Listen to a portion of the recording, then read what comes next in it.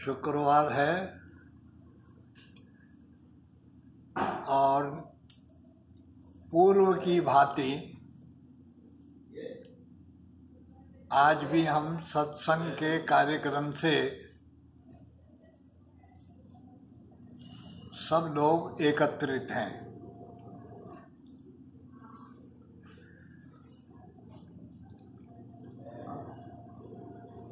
मैंने आज विचार किया,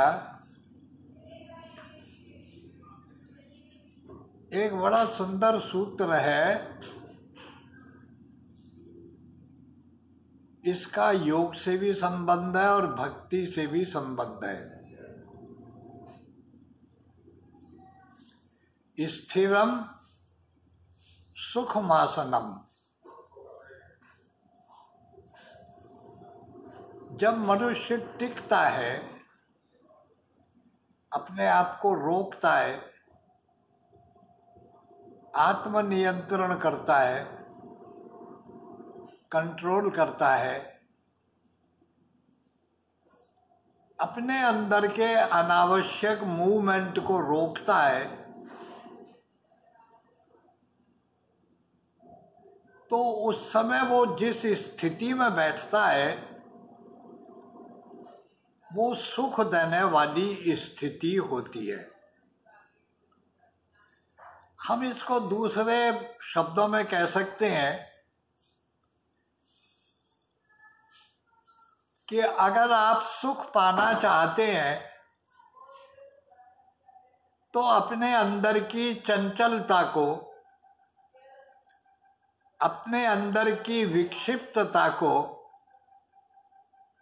अपने अंदर के तूफान को शांत करने के लिए स्थिरता का आयोजन करो, स्थिर होने का आयोजन करो,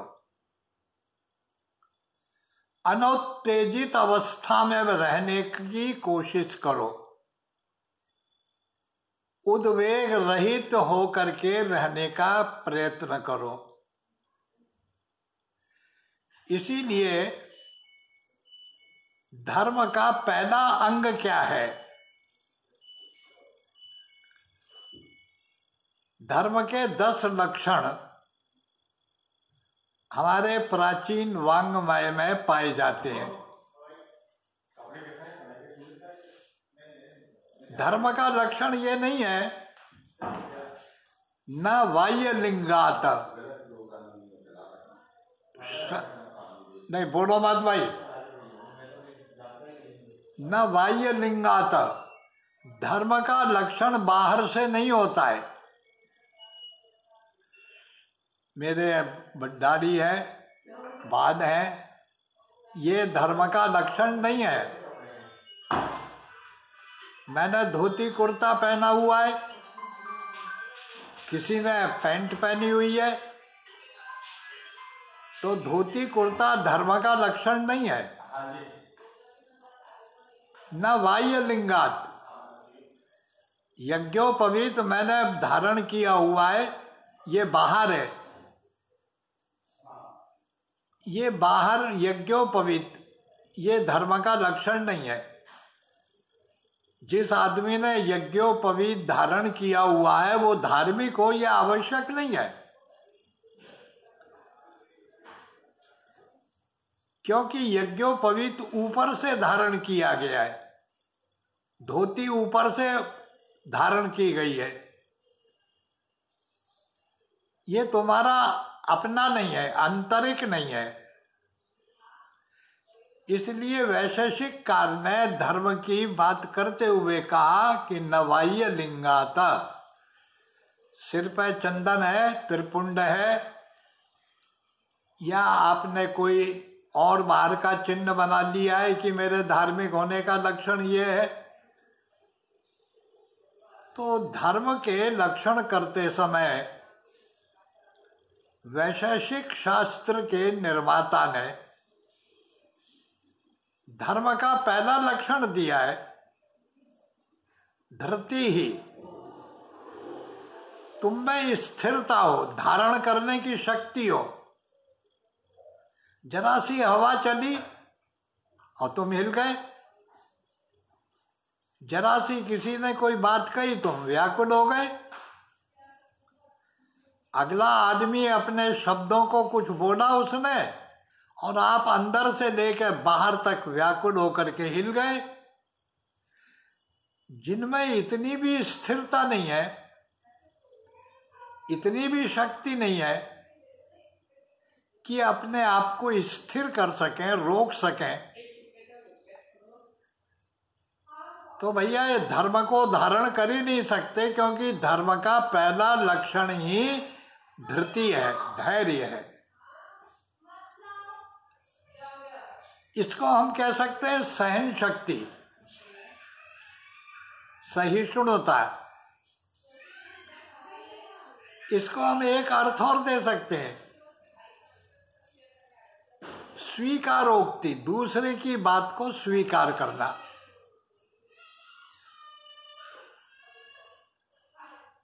कोई कुछ कह रहा है और हम रिएक्टिव होकर के हाथ के हाथ उसका जवाब दे रहे हैं और कह रहे हैं कि हम बड़े विटी हैं। हम तो मुंह पर बात कहते हैं। ओ भाई साहब, मुंह पर बात नहीं कह रहे हो, आप अपनी निर्बलता को प्रदर्शित कर रहे हो। हाथ के हाथ जजमेंट कर रहे हो, हाथ के हाथ रिएक्टिव होकर के उत्तेजित हो रहे हो। कितनी बड़ी कमजोरी है, कितनी बड़ी निर्बलता है। जिनमें ऐसी निर्बलता है वो धर्म को धारण नहीं कर सकते, धर्म को समझ ही नहीं सकते। धर्म को समझने के लिए इतनी शक्ति होनी चाहिए कि हम में स्थिरता, हम में रुकावट हो, रुकें, अंदर की गतियों को रोकने की हम में सामर्थ्य हो, ताकत हो। आप गाड़ी में बैठे हैं, गाड़ी को चलाना जानते हैं, आपने गाड़ी को इग्नाइट कर दिया, स्टार्ट कर दिया, चलाना भी आपको आ गया, एक्सीलेट भी कर दिया। अगर गाड़ी को रोकना नहीं आता है तो ऐसी गाड़ी लक्ष्य पर नहीं पहुंचाएगी, अस्पताल पहुंचा देगी, खुद को भी और दूसरों को भी। इसलिए सबसे बड़ी बात ये कही गई, स्थिरता के लिए धैर्य को जो धारण कर लेते हैं वो धर्म का पहला लक्षण बना लेते हैं। धर्म का लक्षण बाह्य कर्मों में नहीं है, कर्म कांड में नहीं है। धर्म का तात्पर्य तो केवल आपके आचरण से है, आपके अपने व्यवहार से है, आपकी अपनी आदतों से है, आपके अपने आप से धर्म का संबंध है। मुझे महाभारत का एक प्रसंग याद आया कि जिस समय प्यासे पांडव जल लाने के लिए वन में गए, उन्हें सरोवर भी मिल गया। सबसे पहले युधिष्ठिर ने भीम को भेजा था। भीम को अपने बल पे बड़ा गर्व था, शक्तिशाली भी था, महारथी भी था। जैसे ही उसने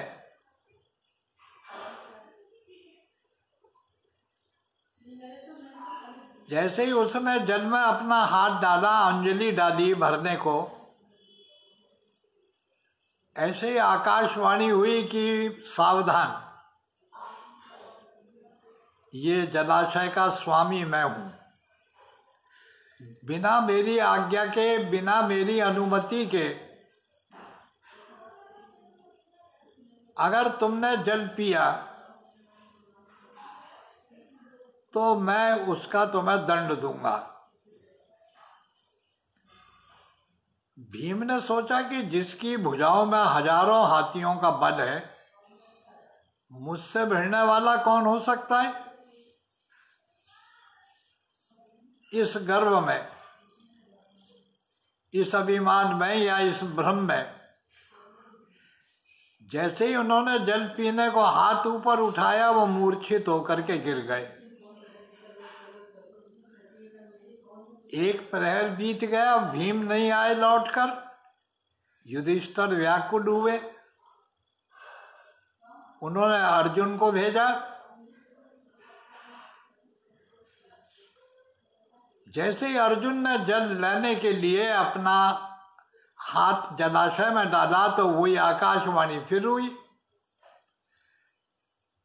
उस आकाशवाणी ने कहा कि तुमसे पहले ये जो किनारे पर पड़ा हुआ है, इसने भी अनधिकार चेष्टा करी थी जल पीने की। मैंने इसको मार के पटक दिया है। तुम सावधान हो जाओ। अगर बिना मेरी अनुमति के जल लोगे या जल में प्रवेश करोगे, इस पर अपना अधिकार करोगे, तो मैं तुम्हारी भी वही गति कर दूंगा जो इसकी हुई है। जिधर से शब्द आ रहे थे उस दिशा की ओर अर्जुन का हाथ तुणीर पर चला गया और वहीं से बाण उनने शब्द वेदी बाण मार दिया। आकाशवाणी हुई कि ये क्या बालोचित क्रीड़ा कर रहे हो। मैं इस जलाशय का स्वामी हूं, ये मेरी वस्तु है। बिना मेरी अनुमति के तुम्हें नहीं मिलेगा पीने को। अर्जुन भी बेहोश होकर के पटक दिए गए। भीम गए, अर्जुन गए। ये जब नहीं लौटे फिर नकुल और सहदेव भी गए। बड़ी सुंदर कथा है ये महाभारत की। अंत में युधिष्ठिर गए। जैसे ही वो प्यासे थे, व्याकुल थे, उनने जल में हाथ डाला, वही आवाज आई।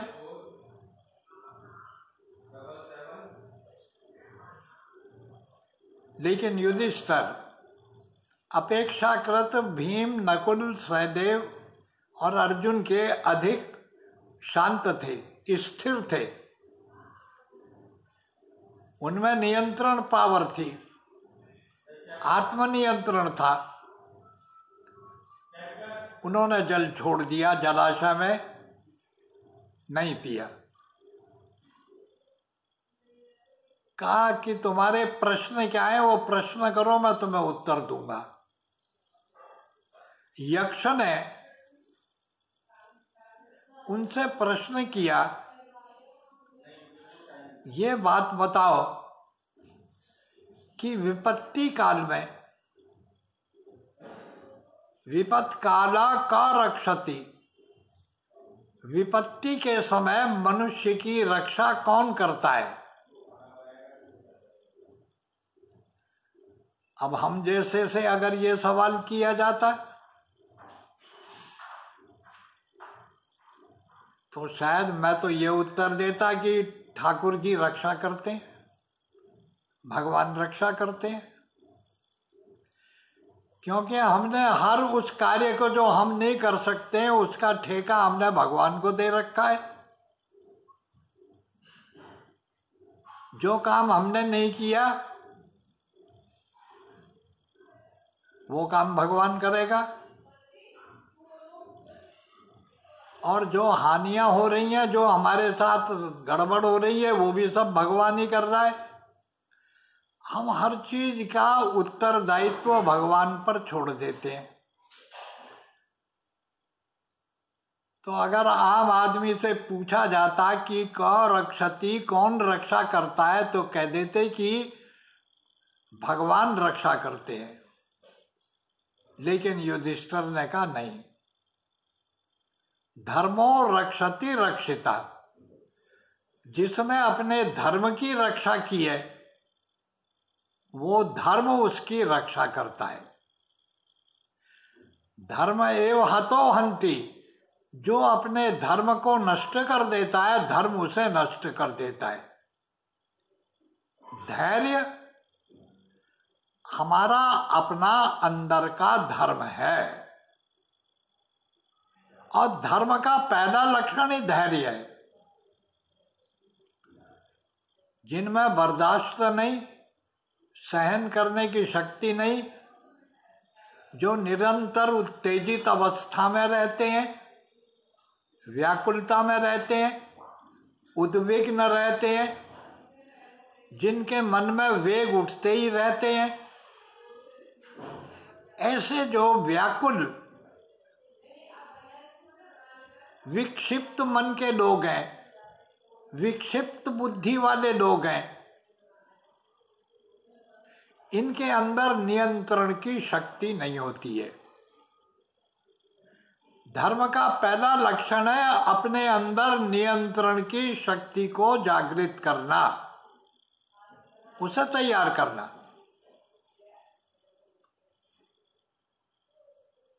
परिवार हो, समाज हो, राष्ट्र हो या विश्वजनीन यूनिवर्सल लाइफ हो, कहीं पर भी जिनके अंदर ये गुण पाए जाते हैं वो लोकोत्तर चरित्र के पुरुष होते हैं।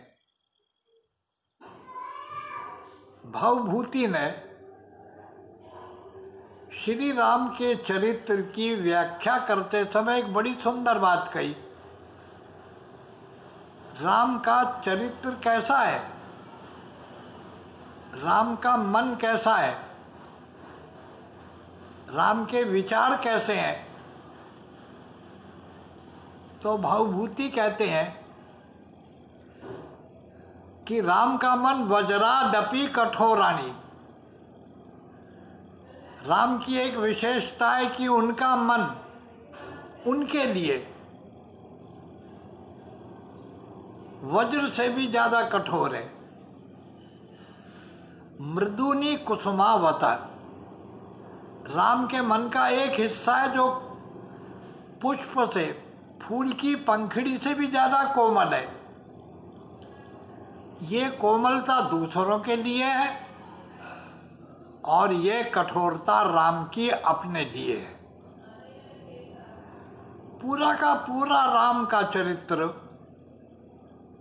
उनका अपने पिता से व्यवहार, माता से व्यवहार, अपने भाइयों से व्यवहार, उनका अपने परिकर से जो व्यवहार है, उसके अगर कोई सेंट्रल थीम है जिस पर राम का चरित्र खड़ा हुआ है, वो प्लेटफॉर्म जिस पर राम का व्यवहार खड़ा होता है, वो कैसा है कि राम अपने लिए कठोर है। अपने लिए कठोर होने का मतलब है कि जो अपने आत्मनियंत्रण के अंदर परिपूर्ण है, सेल्फ कंट्रोल में परिपूर्ण है।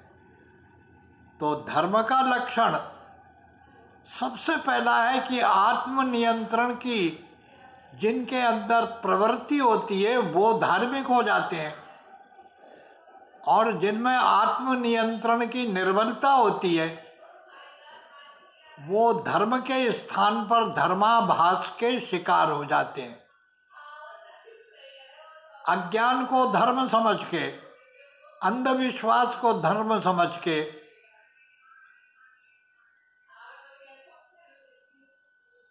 न सांपराय प्रतिभाति बालम प्रमाद मोहेन वित्तेन मूढ़म। उपनिषद कहते हैं बच्चों की सी बुद्धि वाला आदमी जो 1 मिनट में राजी हो गया, 1 मिनट में गुस्सा हो गया, 1 मिनट में लड़ पड़ा, 1 मिनट में उत्तेजित हो गया, 1 मिनट में रोने लगा, इस प्रकार की मानसिकता वाले लोग ये प्रमाद में, अंधकार में डूबे हुए लोग ये धर्म को नहीं जानते हैं। इसलिए धर्म का पहला लक्षण आत्मनियंत्रण है। अगर आपको बोलने से पहले होश नहीं है कि मैं क्या बोल रहा हूं, कर्म करने से पहले अगर जरा भी होश नहीं है कि मैं क्या करने जा रहा हूं, किसी आदमी ने कुछ कहा और हमने बिना सोचे समझे उत्तेजित होकर अशांत हो गए, ऐसी चंचल वृत्ति वाले, ऐसे अशांत मन वाले आदमी आत्मनियंत्रण को खो देते हैं और उसका परिणाम यह होता है कि स्वयं भी दुख पाते हैं और उनके संपर्क में जो भी होता है वो भी दुख के सागर में डूब जाते हैं।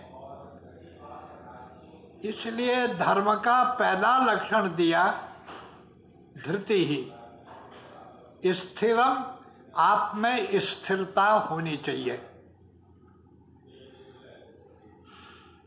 भजन करने का विधान क्या है? भजन करने का अर्थ क्या है? स्थिरम सुखासनम, ऐसे आसन पर बैठ जाओ कि जहां मन भी स्थिर रहे, चित्त भी शांत रहे, बुद्धि भी शांत रहे, कान भी अपने शांत रहे, हम अंदर से शांत होकर के बैठ जाएं। बस यही तो एक तरीका है उसकी ओर जाने का। आध्यात्म मार्ग में चलने के लिए रुकना आना है। जो लोग रुकना जानते हैं वो तो रूहानियत के रास्ते पे आ सकते हैं, जो रुकना नहीं जानते हैं वो प्रकृति के मार्ग में ही दौड़ते रहेंगे। आप स्वाद के पीछे दौड़ेंगे तो दौड़ का कोई अंत नहीं होगा, क्योंकि स्वाद का कोई अंत नहीं है। भर्तरी ने बड़ा सुंदर इस श्लोक का है, भोगा न भुक्ता वयमेव भुक्ता, भोगा न भुक्ता वयमेव भुक्ता, कालो न यातो वयमेव याता, तृष्णा न जीर्णा वयमेव जीर्णा, तपो न तप्तम वयमेव तप्ता। भर्तरी कहते हैं कि भोगा न भुक्ता वयमेव भुक्ता। आप स्वाद के पीछे अगर दौड़ेंगे तो क्या आप स्वाद को परिपूर्ण पा सकते हैं?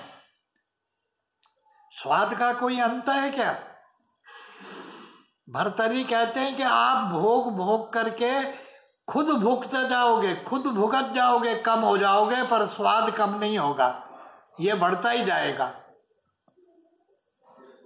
तपो न तप्तम वयमेव तप्ता। लोग कहते हैं कालो न यातो, कि हम समय काट रहे हैं, बहुत बढ़िया, बहुत अच्छा सब वक्त गुजर रहा है।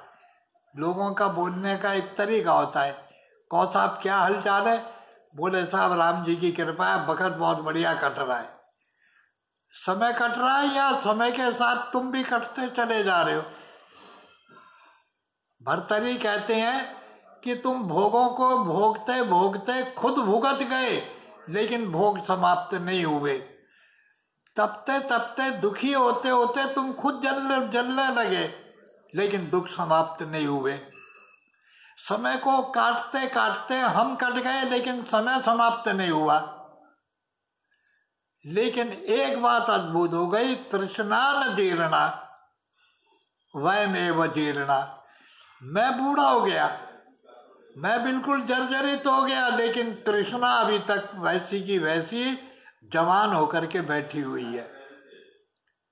तो कहने का तात्पर्य क्या कि आप अगर भोग से तृप्त होना चाहते हैं तो भोग से तृप्त कोई हो नहीं सकता। भोग से तृप्त होने का एक ही उपाय है कि हमारा भोग पर नियंत्रण हो, सेल्फ कंट्रोल हो। स्वाद पर हमारा नियंत्रण हो। इस नियंत्रण को प्राप्त करने के लिए, मन को नियंत्रित करने के लिए, मन की विक्षिप्तता को दूर करने के लिए, समाप्त करने के लिए हमारी बुद्धि के अंदर ज्ञान का आविर्भाव होना चाहिए। एक मेरे परिचित थे, उनको मीठा खाने का बड़ा शौक था। हमेशा मीठा खाते थे और खूब खाते थे। अधिक मीठा खाने से उनको वही बीमारी हो गई जो मीठे से होती है, डायबिटिक हो गए, बीपी हो गया, कई गड़बड़ हो गई।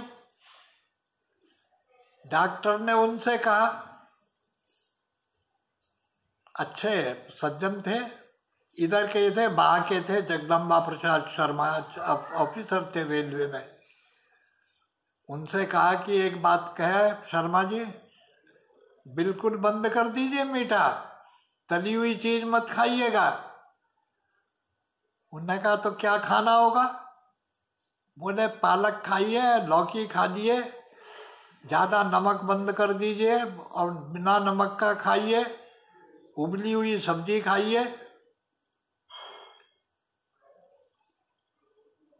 तो जगदम्बा प्रसाद बोले कि ये खा करके क्या मुझे मारना है?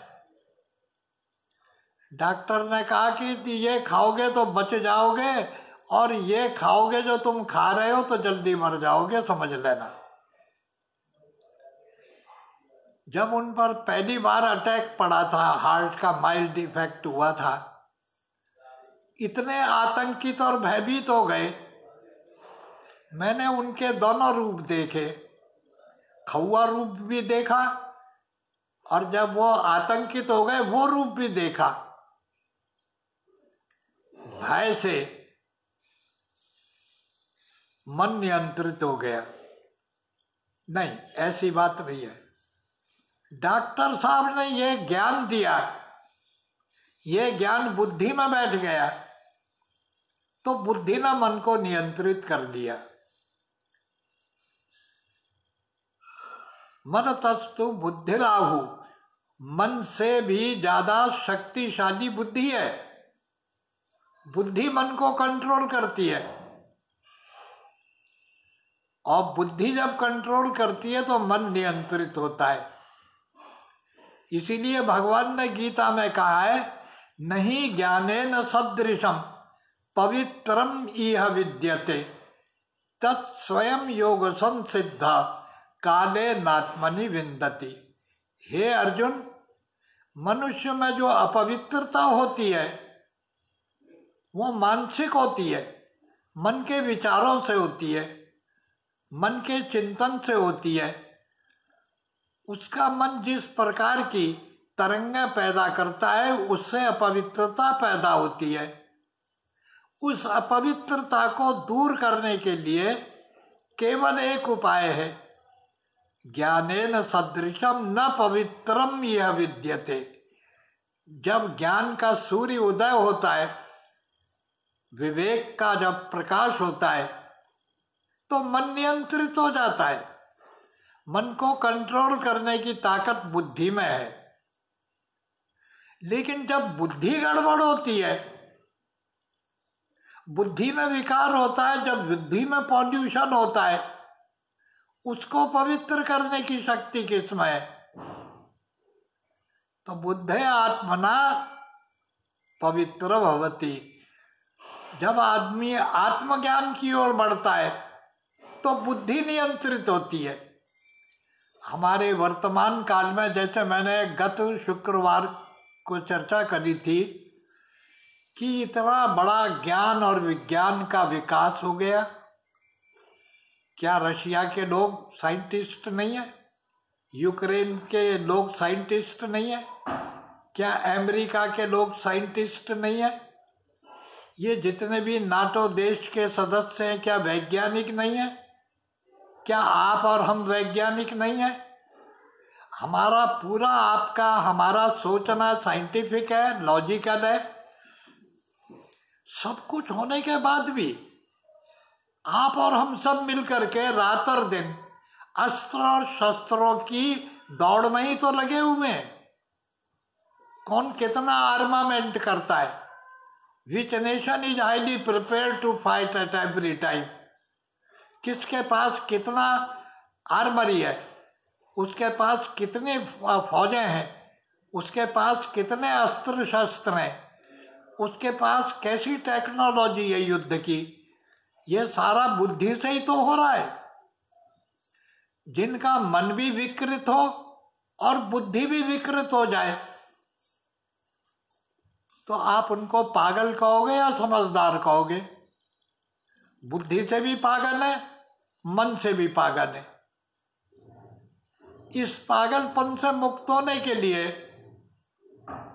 अगर मन बुद्धि से पवित्र होता है तो बुद्धि आत्मा और परमात्मा से पवित्र होती है। आत्मा से मेरा तात्पर्य जीवन से है। जब मनुष्य जीवन की महिमा को